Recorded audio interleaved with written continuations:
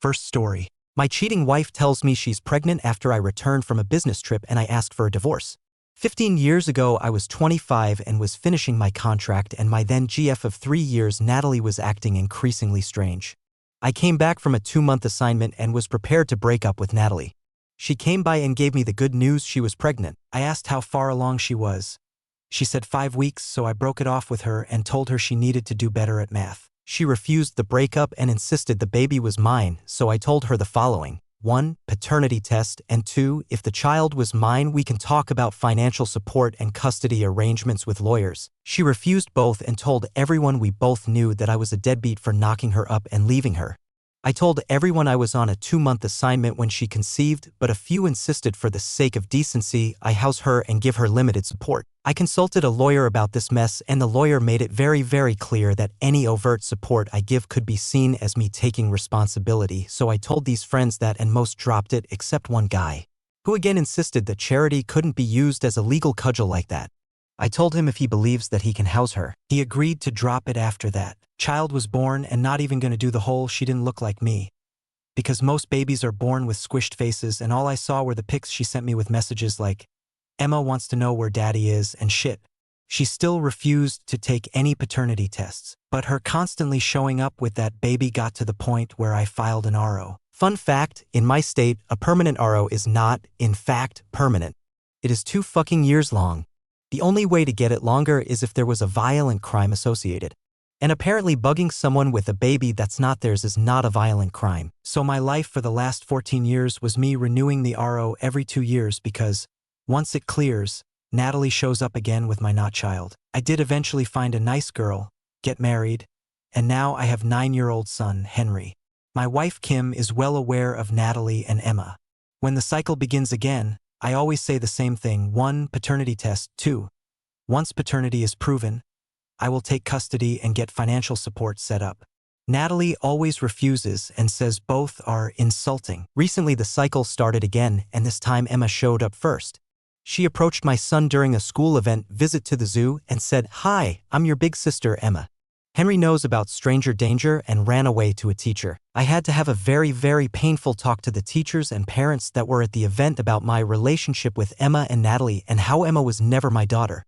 I even called her my daughter once or twice in the conversation. After the group disbanded, one of the mothers confronted me and said that while Natalie was in the wrong telling this poor child I was her father, calling her my daughter was mocking this situation. I kind of get where she's coming from, just I can't help this child, and the honest truth is playing light of the 2-year cycles is the closest I can get to finding peace in the situation. Edit: to answer the repeated question, in my state the mother has to start the petition for the father to be established and the test to start. There is no instance where a father can start the petition. There was a chance to do this when Emma was born, but the window was exactly 1 month and I was much too focused on the RO, not thinking the paternity angle would bite me in the butt. One last time, to everyone saying, just ask for custody. That'll force DNA test. Literally can't be done. Been through this enough with a lawyer and have consulted with other lawyers. There are laws protecting children, and a lot of them exist for good reason. I'll explain it the way my lawyer explained it. Imagine there's a woman that ran from an abusive ex. She finds out after she escaped she's pregnant. She gives birth, never puts the ex on the birth certificate, never tries to file for support because she wants to get as far away from him as possible.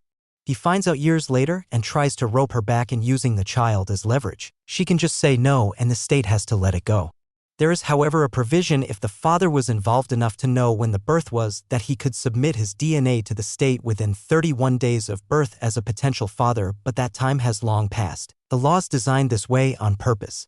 In the eyes of the family court, I am a random person and I was never claimed to Emma. If you think the state wants all children to be claimed by fathers and will gladly submit any DNA test whenever any potential father shows up, find a random single mom, call the family court and say you want to claim her child. I am tired of everyone acting like all I needed to do was fill out 1 sheet of paper and this nightmare would end. Please just call a lawyer for a free consultation or post on legal advice and ask them. It doesn't work that way. First update: got off the phone with my attorney. We have a preliminary hearing on the new RO this week. We will most likely be issued a temporary RO and then after that another hearing for the permanent RO. CPS is investigating Natalie and Emma's living situation. The teacher's report held a lot of weight, and my lawyer thinks that this might actually be a way to end the madness now. In family court, for minors there exists something that's like a temporary court-appointed guardian, I think the term is guardian ad litem, who is only a guardian for legal purposes and procedures and decisions of such, including for medical. If the family court appoints such for Emma, we can ask this temporary guardian for the DNA test, get this put to ground. The madness might actually have an ending in sight. Adding here, I feel like I need to explain the relationship I had with Natalie all those years ago. When I got back from my 2-month assignment, I was already dead set on breaking up with her. Her "oh wait, I'm pregnant" was never going to make me marry her. In fact, I doubted she was pregnant for several weeks. The last year of our relationship, several red flags appeared in her behavior, ranging from demanding I check in with her while at work, only hang out with friends with her present, extreme bouts of jealousy if I ever seemed too friendly with women, including waitresses. I was in a line of work that demanded me being away for long stints, which she hated, but also kept me out of her reach for long periods of time. I think it was halfway through that last year I realized that when I was away, I did not miss her. In fact, I was relieved to plop into a cot and fall asleep after long hours of work without thinking about her. When the pregnancy turned out to be real, I made it clear that with a paternity test, I would pay support, split custody, and be a co-parent and nothing more. She wanted me to be her husband, no questions asked. No test, just pure blind faith and devotion to her and the child. The test, she insisted, was insulting. There was never going to be a relationship, and there was no relationship to salvage with Natalie. On the advice of the first attorney I hired, the deal was no test, no contact. Court update. The preliminary hearing on the new RO went well. Emma and Natalie were there, and we discovered that Emma is currently living with her great-grandmother and has a guardian ad litem, court-appointed guardian on legal matters. My lawyer thinks this means whatever was found in Natalie's home situation warranted removing Emma, and potentially severe enough that the great-grandmother only has physical custody and the need to appoint a guardian ad litem. During the hearing, we went through the whole song and dance, the past ROs, the whole deal. My lawyer turned to Emma's representative and said we were willing to submit to a DNA test and put this to bed. Natalie looked like she was having a conniption at that, and her own lawyer urged her to shush. Emma's representative accepted, and we were cheek swabbed in the courthouse.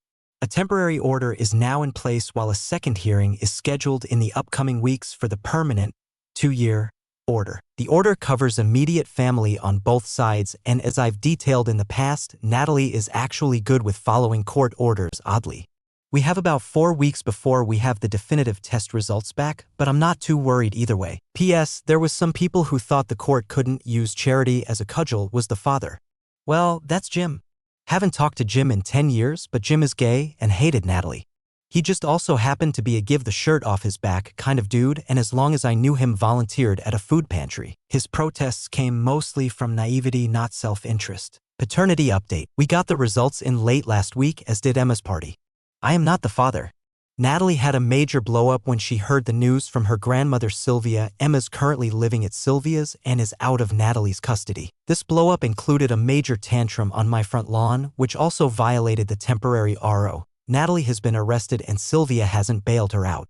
Sylvia has communicated to my lawyer that she wanted to give her apologies for bankrolling Natalie's life the past 15 years. I only met Sylvia a few times when I was dating Natalie, and I know Natalie grew up with her and Sylvia had money, but was never really told the extent of that. Sylvia has communicated via my lawyer, which is technically allowed with the RO in place, that both she and Emma want to send me an apology via a letter. I told my lawyer they were free to write whatever letters they wanted, as long as this was the last communication we had with them. The permanent RO is certainly going to be granted now, with the emergency one violated.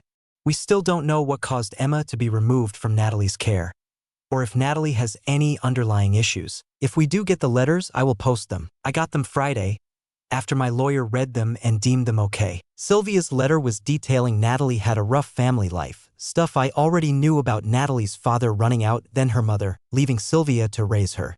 A lot of I did my best with what I had. Sylvia detailed that her and Emma will be okay. She does still have some money, not fuck you money, but enough that Emma will have enough to get a very decent jump start in life when she turns 18. Sylvia housed Natalie and Emma in a house she owned in the city, while Sylvia lived about an hour north, out in the country. She sent Natalie money monthly for expenses, and saw them about 4 times a year: birthday, Easter, Thanksgiving, Christmas. As to Emma's living situation, The only thing Sylvia said was the photos she saw of the city house broke her heart. Needless to say, Sylvia pledged to not enable Natalie anymore. Emma's letter was a lot sadder. It started with "Father who is not my father," which I found weird. She detailed how Natalie told her that if she behaved, I would accept her. My acceptance of her hinged entirely on Emma doing as told. Emma said Sylvia has her in therapy and that Natalie told them both that I was dodging the test using legal loopholes.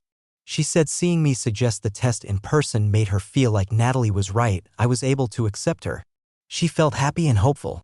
When the results came in, she said that was worse than not knowing at all. She apologized for scaring my son, brother who is not my brother, as she said in the letter. There is a weird tone to her letter, and I feel like she is coming to terms with things. The letter did hurt to read, but both of them pledged to not interact with any of us anymore. Natalie is still in jail. Maybe it's finally over. Second story. My brother cheated with my girlfriend, so I cut ties with him. Now, 8 years later, he invited me to his wedding with my ex. I, 39M, have been a caretaker for my brother, Justin, 33M, since he was 10. I was only 16 when our parents died. I had to take care of the household because my brother was still very little. I did everything for him. He was the apple of my eye. I guess I spoiled him a lot. I never dated that much because I was the breadwinner for my brother. That is until I met Melissa, 35F. It was almost 10 years ago. We dated for 2 years. It was great. My brother loved her. One day, I eavesdropping a conversation she was having with her friend. The gist of that conversation was something like her friend was asking about me. Melissa said that she loves me a lot. She loves that I take care of her in every way. But I am pretty average when it comes to having sex. Her friend asked her if she is going to talk to me about it or how is she happy. She told her that her fixture is my brother. She went on to explain how she and Justin have been having an affair for 8 months. She thinks it is justified because she thinks Justin is better in bed than I am. You can imagine how painful it was for me. I went inside the house pretending I didn't hear a thing. I confronted Justin about it. I know how to get him to talk. I pressed this matter after he was denying it. He eventually broke down and said it was the truth. He didn't say anything because he didn't want to hurt me. He and Melissa are in love and wanted to get married, but Melissa won't leave me. I was furious. I wanted to beat the shit out of him, but I just told him he is dead to me and left. I also kicked out Melissa and she stayed with my brother and his roommates. My brother was banging on my door nonstop. I had to move in with a friend and told everyone to not disclose my location to my brothers. His calls and emails were all the same, that he was sorry and he never wanted to hurt me and he will break up. I stopped the bank account, something like a trust fund that I had made for him that he can access when he is 25. He was not my brother anymore. I went into deep depression. I didn't eat or sleep properly. I would have nightmares of my brother and ex laughing at me that I suck in bed.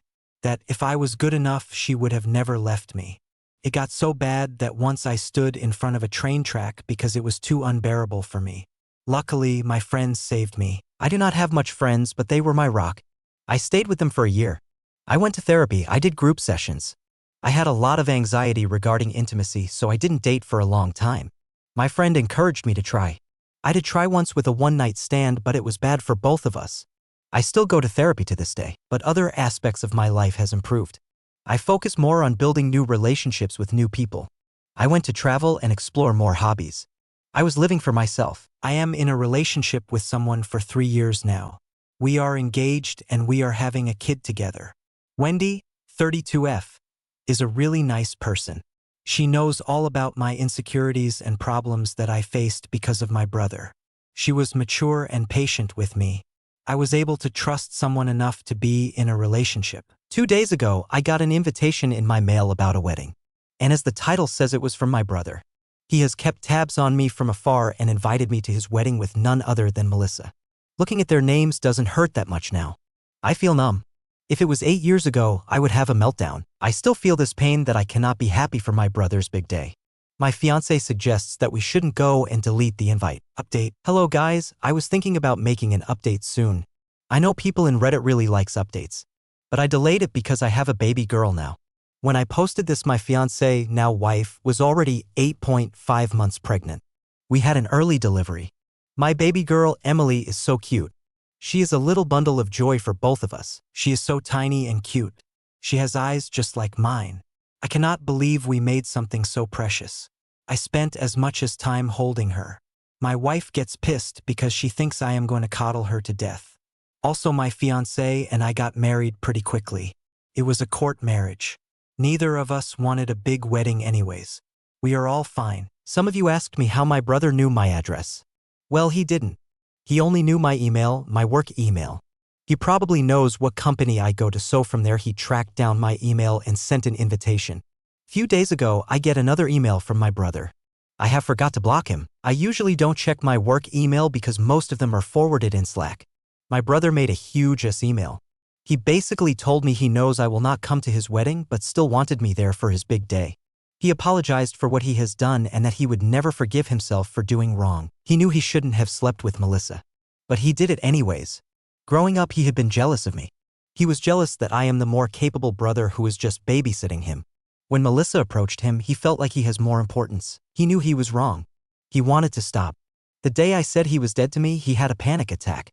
He tried his best to contact me, but my friends refused to give up my location. He was begging them. He and Melissa split up for a while. He was desperate to find me. He hit rock bottom when he heard from a friend of his that I tried to commit suicide. Even his friends judged him harshly after what he has done. His friends saw me as a big brother too. So they all refused to be at his wedding with Melissa.